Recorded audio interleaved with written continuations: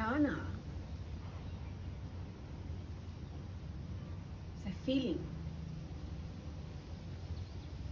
It's not a thought.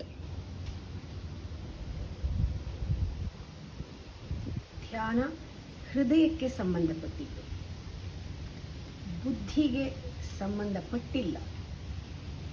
ಇದು ಆಳವಾಗಿ ಇಳಿಬೇಕು. ಧ್ಯಾನ ಇಸ್ ಎ ಫೀಲಿಂಗ್, ಹೃದಯಕ್ಕೆ ಸಂಬಂಧಪಟ್ಟಿದ್ದು.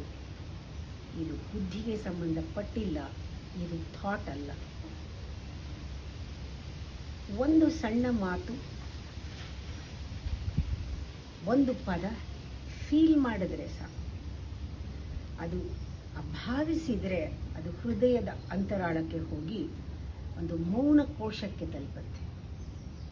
ಅದೇ ಬುದ್ಧಿಗೆ ಹೋದರೆ ಶಬ್ದಕೋಶಕ್ಕೆ ಹೋಗುತ್ತೆ, ಒಂದೇ ಅರ್ಥ.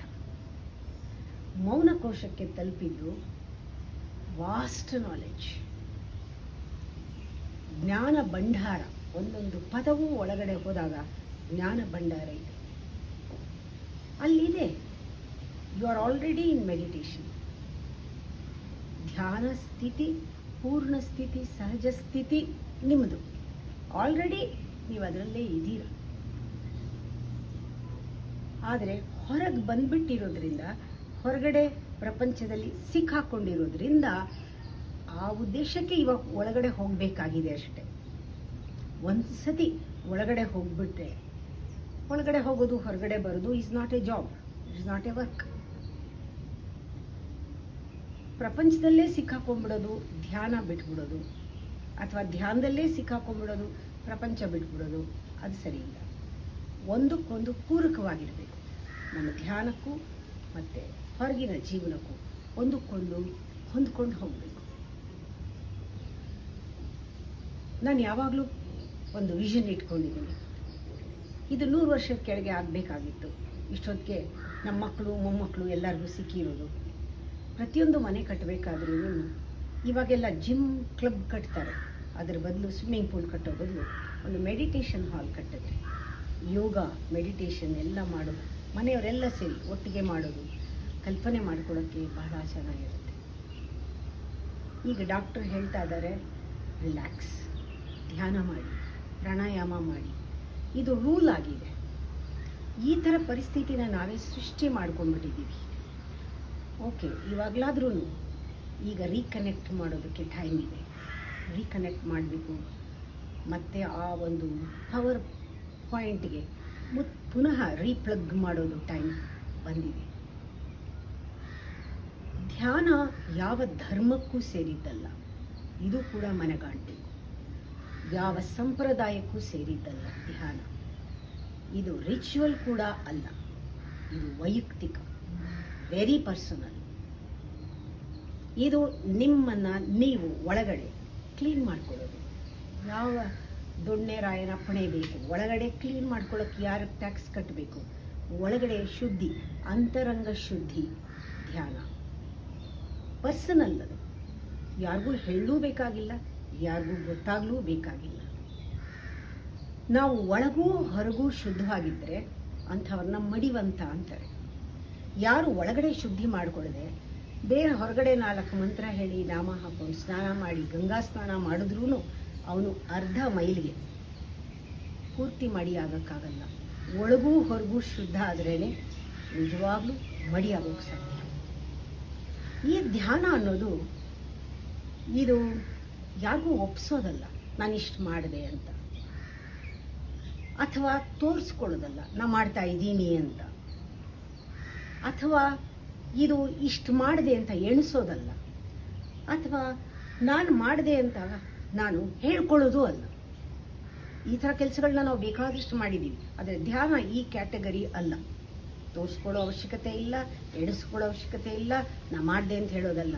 ಕೂತ್ಕೊಂಡ್ರೆ 20 ನಿಮಿಷ ಎಲ್ಲ ಐಡೆಂಟಿಟಿಗಳನ್ನ ಸುಮ್ಮನೆ ಬಿಟ್ಬಿಡೋದಷ್ಟೇ. ಮಾಡಿದೆ, ನೋಡಿದೆ, ಮಾಡಿದೆ ಏನಿಲ್ಲ, ಎಲ್ಲ ಕೇಳಿದೆ, ಎಲ್ಲ ಬಿಟ್ಟು ಕೂತ್ಕೊಳ್ಳೋದು. 20 ನಿಮಿಷ ಕೂತ್ಕೊಂಡು ಹೊರಗೆ ಬಂದಾಗ ನಾವು ಯಾರನ್ನೂ ನೋಡೋಕ್ಕೆ ಹೋಗಲ್ಲ, ನಮ್ಮನ್ನು ನಾವು ನೋಡೋಕ್ಕೆ ಶುರು ಮಾಡ್ತೀವಿ. ಆ ಇಂಟ್ರಾಸ್ಪೆಕ್ಷನ್ ಸ್ಟಾರ್ಟ್ ಆಗುತ್ತೆ. ಮನಸ್ಸು ಏನು ಮುಚ್ಚಿಟ್ಟಿರಲ್ವಲ್ಲ, ಬೇರೆಯವ್ರ ಎದುರುಗಡೆ ಇದ್ದರೆ ಮುಚ್ಚಿಡಬೇಕು. ತೆರೆದಿರುತ್ತೆ, ಹೃದಯ ತೆರೆದಿರುತ್ತೆ. ಆಗ ಜೀವನ ನಿಜವಾಗ್ಲೂ ಸಂಪನ್ನವಾಗುತ್ತೆ. ಈ ಧ್ಯಾನ ಅನ್ನೋದು ಮನುಷ್ಯನ ಜನಾಂಗಕ್ಕೆ, ಮಾನವ ಜನಾಂಗಕ್ಕೆ ಒಂದು ದೊಡ್ಡ ಉಡುಗೊರೆ ಅಂತ ಹೇಳ್ತೀನಿ ನಾನು. ಇದು ಉಡುಗೊರೆ. ಜೊತೆಗೆ ಈ ಧ್ಯಾನ ಇಲ್ಲದೆ ನಾವು ಒಳಗಡೆ ಬೆಳೆಯೋಕ್ಕಾಗಲ್ಲ. ಧ್ಯಾನ ಒಂದರಿಂದಲೇ ಇದೊಂದೇ ದಾರಿ ಒಳಗೆ ಹೋಗೋಕ್ಕೆ, ಆಳವಾಗಿ ಬೆಳೆಯೋಕ್ಕೆ, ಸೂಕ್ಷ್ಮ ಆಗೋಕ್ಕೆ, ವಿಕಾಸಕ್ಕೆ. ಅದರಿಂದ ಇದು ಋಷಿ ಪರಂಪರೆ, ಗುರು ಪರಂಪರೆಯಿಂದ ನಮಗೆ ಬಂದಂತಹ ಒಂದು ಅನುಗ್ರಹ ಮತ್ತು ಆಶೀರ್ವಾದ. ಇದು ಗುರುಗಳ ಆಶೀರ್ವಾದ ಅಷ್ಟೇ. ವಿಜ್ಞಾನ, ನಾನು ಯಾವತ್ತೂ ಧ್ಯಾನವನ್ನು ಯಾವುದ್ರ ಜೊತೆನೂ ಹೊಂದಿಸಿ ಅಥವಾ ಡಿಬೇಟ್ ಮಾಡಲ್ಲ. ಈ ಧ್ಯಾನ ಅನ್ನೋ ವಿಚಾರ ಬಂದಾಗ ಇದು ಎಷ್ಟು ಪವಿತ್ರ ಅಂದರೆ, ಇದು ಯಾವ ಒಂದು ಧರ್ಮದ ಜೊತೆ, ಜಾತಿ ಜೊತೆ, ಅದ್ರ ಜೊತೆ, ಇದ್ರ ಜೊತೆ, ವಿಜ್ಞಾನದ ಜೊತೆ ನಾನು ಡಿಬೇಟಿಂಗ್ ಹೋಗಲ್ಲ. ವಿಜ್ಞಾನ ಕೂಡ ಬೆಳಗ್ಗೆ ಎದ್ದರೆ ನಮಗೆ ವಿಜ್ಞಾನ ಬೇಕು. ಇವತ್ತು ಫೋನ್ನಲ್ಲೂ ಕೂಡ ವಿಜ್ಞಾನದಲ್ಲೇ ನೀವು ಸಂಪರ್ಕಿಸ್ತಾ ಇರೋದು. ವಿಜ್ಞಾನ ಇಲ್ಲದೆ ಆಗೋದಿಲ್ಲ. ವಿಜ್ಞಾನ ನಮಗೆ ಬೇಕಾದಷ್ಟು ಸೌಕರ್ಯಗಳನ್ನು ಮಾಡ್ತಾ ಇದೆ. ಆದರೆ ಧ್ಯಾನಕ್ಕೆ ಸಮನಾದದ್ದು ಯಾವುದೂ ವಿಜ್ಞಾನ, ಟೆಕ್ನಾಲಜಿ, ಮೆಡಿಟೇಷನ್ಗೆ ಸಮನಾದದ್ದು ಕಂಡುಹಿಡಿಯೋಕ್ಕಾಗಲ್ಲ. ಯಾಕೆಂದರೆ ಅದು ಹೊರಗಡೆದು ವಿಜ್ಞಾನ ಮಾಡೋದು, ಇದು ನಮ್ಮ ಒಳಗಡೆದು. ಅದಕ್ಕೆ ಯಾರೂ ನಮಗೆ ಧ್ಯಾನನ ಕಂಡು ಕೊಡೋದಿಲ್ಲ. ನಮ್ಮ ಧ್ಯಾನನ ನಾವೇ ಕಂಡುಕೊಳ್ಬೇಕಾಗಿರೋದ್ರಿಂದ ನಮಗಷ್ಟು ಸ್ವಾತಂತ್ರ್ಯ ಇದೆ. ನಮ್ಗೆ ಇನ್ನೇನು ಬೇಕು, ನಮ್ಮ ಒಳಗಡೆ ಹೋಗೋಕ್ಕೆ ನಮಗೆ ಸ್ವಾತಂತ್ರ್ಯ ಇದೆ. ಇನ್ನೇನು ಬೇಕು, ಯಾರನ್ನೂ ಕೇಳಬೇಕಾಗಿಲ್ಲ ನಾವು ಒಳಗಡೆ ಹೋಗೋಕ್ಕೆ. ವಿಜ್ಞಾನದಿಂದ ಬೇಕಾದಷ್ಟು ಆಬ್ಜೆಕ್ಟಿವ್ ವರ್ಲ್ಡ್ನ ನೋಡಾಗಿದೆ, ತಿಳ್ಕೊಂಡಾಗಿದೆ, ಇನ್ನೂ ತಿಳ್ಕೊಳ್ತಾನೇ ಇದ್ದೀವಿ. ಬೇಕಾದಷ್ಟು ತಿಳ್ಕೊಂಡಿದ್ವಿ. ಆದರೆ meditation gives you a mastery over subjective existence. ನಿನ್ನ ಇರುವಿಕೆಯ ಬಗ್ಗೆ ಒಂದು ಸ್ವಾಮಿತ್ವವನ್ನು ಕೊಡುತ್ತೆ. ನಿನ್ನ ದೇಹ, ನಿನ್ನ ಮನಸ್ಸು, ನಿನ್ನ ಬುದ್ಧಿ ಎಲ್ಲವನ್ನು ನೀನು ಆಳುವಂತಹ ಶಕ್ತಿ ಮೆಡಿಟೇಷನ್ನಲ್ಲಿ ಬರುತ್ತೆ. ಹೊರಗಡೆಯಿಂದ ಯಾವುದೂ ನಾವು ಏನೇ ಮಾಡಿದ್ರೂ, ಎಂಥ ಎಕ್ಸ್ಪರಿಮೆಂಟ್ ಏನೇ ಮಾಡಿದ್ರೂ ಶಾಂತಿ, ನೆಮ್ಮದಿ, ಸುಖ, ಸ್ನೇಹ ಇದೆಲ್ಲ ಕೊಂಡುಕೊಳ್ಳೋಕ್ಕಾಗೋದಿಲ್ಲ ಹೊರಗಡೆ. ಇದು ನಾವೇ ಒಳಗಡೆಯಿಂದ ಗಳಿಸ್ಕೋಬೇಕು. ಗಣಿಯಿಂದ ತೆಗೆದು ಚಿನ್ನ ಇದ್ದಂಗೆ ನಾವೇ ಬಗೆದು ಅದನ್ನು ಗಳಿಸ್ಕೋಬೇಕಾಗತ್ತೆ ಒಳಗಡೆಯಿಂದ. ಧ್ಯಾನದಲ್ಲಿ ನಾವೇ ಪಡ್ಕೊಳ್ಳೋದಿದೆ.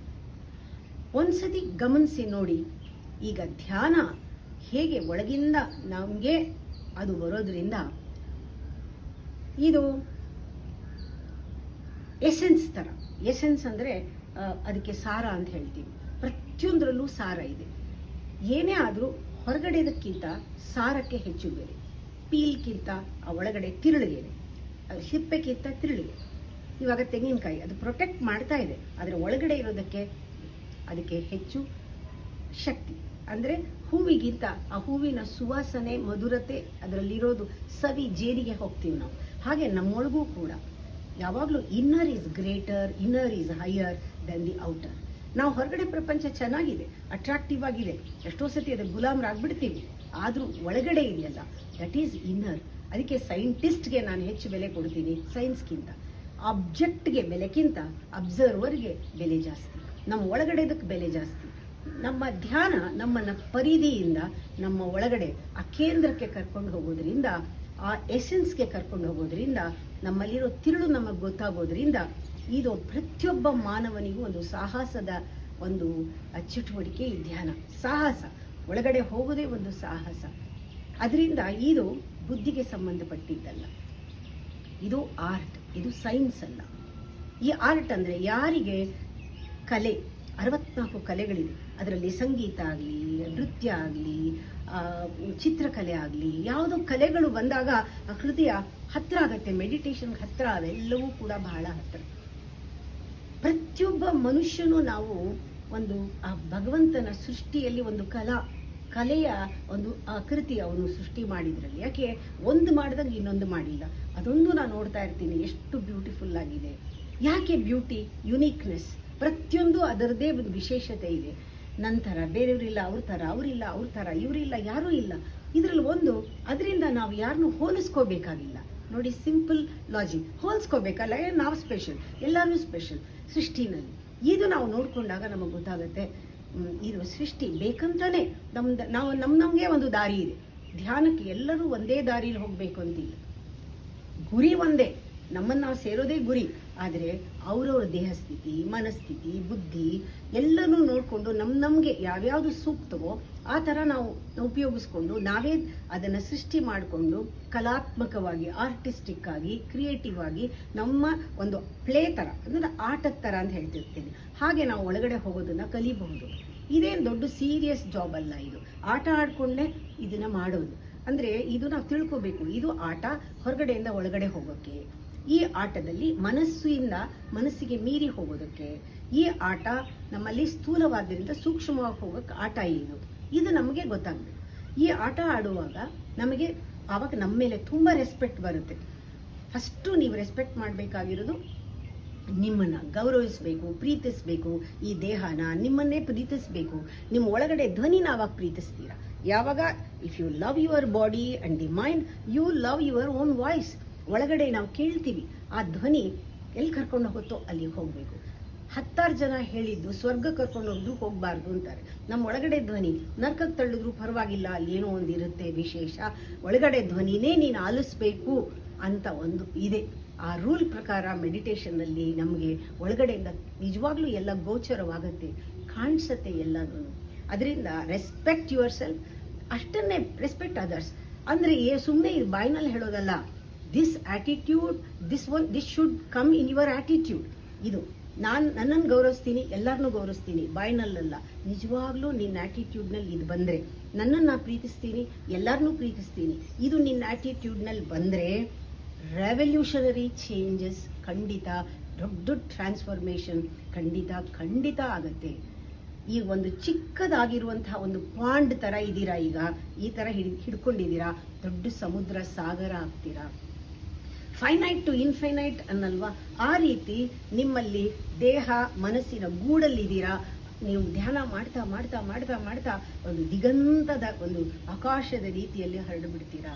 ನಿಮಗೆ ಗೊತ್ತಾಗತ್ತೆ ಅದು ಚಿಕ್ಕದಾಗಿದ್ದೀರಾ ನೀವು, ದೊಡ್ಡದಾಗಿ. ಅಂದರೆ ಈ ಒಂದು ಜನನ ಮರಣದಿಂದ ಅಮರತ್ವ ಅಂತ ಹೇಳ್ತಾರೆ. ಹಾಗೆ ಇದೆರಡನ್ನು ಮೀರಿದ್ದು ಅಂತ. ಹೀಗೆ matter and body, time and space, ಇದಕ್ಕೂ ಮೀರಿದ್ದು ಅಂದರೆ ಅನಂತ. ಆ ಥರ ಆ ಸ್ಥಿತಿ, ಅದನ್ನು ಬೇಕಾದಷ್ಟು ಹೆಸರಿನಲ್ಲಿ ಹೇಳ್ತಾರೆ. ಅದು ನಮ್ಮಲ್ಲಿ ಎಕ್ಸ್ಪೀರಿಯನ್ಸ್ ಆಗುತ್ತೆ. ಯಾಕೆಂದರೆ we are part of macrocosm, we are part of the ಬ್ರಹ್ಮಾಂಡ, ಪಿಂಡಾಂಡ ಅಂತ ಹೇಳ್ತೀವಿ. ಇದು ನಾವು ಅದಕ್ಕೆ ಜೊತೆಗೆ ಇದ್ದೀವಿ. ಮೆಡಿಟೇಷನಲ್ಲಿ ಅದು ಬಹಳ ಮುಖ್ಯ. ಆ connection with the universe is very important, and totally being with the existence is very very important. ಆವಾಗ ನಿಮಗೆ ಗೊತ್ತಾಗುತ್ತೆ. ಇದಕ್ಕೆ ರಿಕ್ವೈರ್ಮೆಂಟ್ ಒಂದೇ, ಏನು? ಡ್ರಾಪ್ ಯುವರ್ ಈಗೋ. ಇದು ಸ್ವಲ್ಪ ಬುದ್ಧಿ ಇರೋವನಿಗೆ ಕಷ್ಟ ಆಗಲ್ಲ. ಸ್ವಲ್ಪ ಜಾಣ ಆಗಿದ್ದರೆ ಸುಲಭವಾಗಿ ಅದನ್ನು ಬಿಡ್ತಾನೆ. ಯಾಕೆಂದರೆ ಅವ್ರಿಗೆ ಗೊತ್ತಾಗ್ಬಿಡುತ್ತೆ. ಬುದ್ಧಿವಂತರಿಗೆ, ಜಾಣರಿಗೆ ಗೊತ್ತಾಗತ್ತೆ, ಹೌದು ಇದು ರಾಂಗ್ ಐಡಿಯಾ, ಇದು ರಾಂಗ್ ನೋಷನ್, ಇದು ಬಿಡಬೇಕು ನಾನು ಅಂತ ಗೊತ್ತಾಗತ್ತೆ. ಯಾಕೆಂದರೆ ನಿಮಗೆ ದಿನನಿತ್ಯ ಗೊತ್ತಾಗ್ತಾ ಇದೆ. ಉಸಿರು ಒಂದು ತಗೊಳ್ಳದೆ ಇದ್ರೆ ನೀನಿಲ್ಲ, ಉಸಿರು ಒಂದು ತಗೊಳ್ಳದೆ ಇದ್ರೆ ನೀನಿಲ್ಲ, ಅದು ಗೊತ್ತಾಗಲ್ವಾ? ನನ್ನ ಎಕ್ಸಿಸ್ಟೆನ್ಸೇ, ಇನ್ನೇನೂ ಸಾಕ್ಷಿ ಬೇಕಾಗಿಲ್ಲ. ಒಂದು ಉಸಿರು ಹೊರಗಡೆಯಿಂದ ಬರೋದು ಒಳಗಡೆ ಹೋಗಬೇಕು, ನಾವು ಬಿಟ್ಟಿದ್ದು ಉಸಿರು ಹೊರಗಡೆ ಸೇರ್ಕೋಬೇಕು. ಅಂದರೆ ಆ ಯೂನಿವರ್ಸ್ ಅನ್ನೋದು ನನ್ನೊಳಗೆ, that whole is entering into me in every breath. When I breathe out, the whole, ನಾನು ಹೋಗಿ ಆ ಒಳಗಡೆ ಹೊರಗಡೆ ಸೇರ್ಕೊಳ್ತಾ ಇದ್ದೀನಿ. ಈ ಭಾವ, that is a feeling. Meditation ಅನ್ನೋದು ಫೀಲಿಂಗ್ ಅಂತ ಹೇಳಿದೆ, ಬುದ್ಧಿ ಅಲ್ಲ ಉಪಯೋಗಿಸೋದು. ಹಾಗೆ ನಮ್ಮ ಉಸಿರಾಟ 20 ನಿಮಿಷ ಕೂತ್ಕೊಳ್ತೀರಾ. 20 ನಿಮಿಷ ಕೂತ್ಕೊಂಡಾಗ ನಿಮ್ಮ ಉಸಿರಾಟದ ಕಡೆ ಗಮನ ಕೊಟ್ಟು ನಿಮ್ಮ ಮನಸ್ಸು ಒಂದೊಂದು ದೇಹದ ಅಣುವಿನಲ್ಲೂ ಇಂಡಿಪೆಂಡೆಂಟಾಗಿ ಫೀಲ್ ಮಾಡಬೇಕಂದ್ರೆ, ಇವಾಗ ನಿಮ್ಮಲ್ಲಿ ಸ್ವಲ್ಪ ಎಕ್ಸ್ಟೆನ್ಷನ್ ಏನು? ಈಗ ಉಸಿರು ತಗೊಂಡಾಗ ನೀವು ಯೂನಿವರ್ಸ್ ಹೊರಗಡೆ, ಇಡೀ ಯೂನಿವರ್ಸ್ ನಿಮ್ಮೊಳಗೆ ಎಂಟ್ರ್ ಆಗ್ತಾ ಇದೆ. ಶಕ್ತಿ ಒಂದು ನಿನ್ನಲ್ಲಿ ಪ್ರವೇಶ ಆಗ್ತಾ ಇದೆ. ಪ್ರತಿಯೊಂದು ನಿನ್ನ ದೇಹದ ಅಣುನನ್ನು ಕೂಡ ಹರಡ್ತಾ ಇದೆ, ಹೀಲಿಂಗ್ ಆಗ್ತಾ ಇದೆ, ಎಲ್ಲವನ್ನೂ ಕೂಡ ಶುದ್ಧ ಆಗಿ ಸತ್ವ ಮಾಡ್ತಾ ಇದೆ. ಆಮೇಲೆ ನೀನು ಹೊರಗಡೆ ಉಸಿರು ಬಿಡುವಾಗ ಎಲ್ಲ ಕರ್ಮಗಳು ಕಳೀತಾ ಇದೆ. ಈ ಒಂದು ಭಾವನೆ ಸಾಕು. ಏನೋ ಎಕ್ಸ್ಚೇಂಜ್ ನಡೀತಾ ಇದೆ ಕಾನ್ಸ್ಟೆಂಟ್ ಆಗಿ. ನನಗೆ ಒಂದು ಯೂನಿವರ್ಸ್ಗೆ ಒಂದು ಕನೆಕ್ಷನ್ ಇದೆ. ಈ ಪಿಂಡಾಂಡ ಬ್ರಹ್ಮಾಂಡದ ಜೊತೆಗೆ ಆ ಕನೆಕ್ಷನ್ ಇದ್ದೇ ಇದೆ. ಒಂದು ಕ್ಷಣ ನಾನೇನಾದ್ರೂ ಅದನ್ನು ಡಿಸ್ಕನೆಕ್ಟ್ ಮಾಡಿದ್ರೆ, ಒಂದು ಗಿಡನ ಭೂಮಿಯಿಂದ ಎಸೆದ್ರೆ ಏನಾಗುತ್ತೆ, ಹಾಗೆ ನಾನು ಹೊರಟೋಗ್ಬಿಡ್ತೀನಿ. ನನಗೆ ಕನೆಕ್ಷನ್ ಬೇಕು. ನನ್ನ ಉಸಿರೇ ಎಕ್ಸಿಸ್ಟೆನ್ಸಲ್ಲಿ ಬೇರ್ ಬಿಟ್ಟಿದೆ. I am rooted in the existence. My breath has rooted ಅಂತ. ಬ್ರೆತ್ ಅಂದ್ರೇನೇ meaning is life. Breath means life. Without breath there is no life. ಆ ಉಸಿರಾಟನ ಹಿಡ್ಕೋಬೇಕು ನೀವು.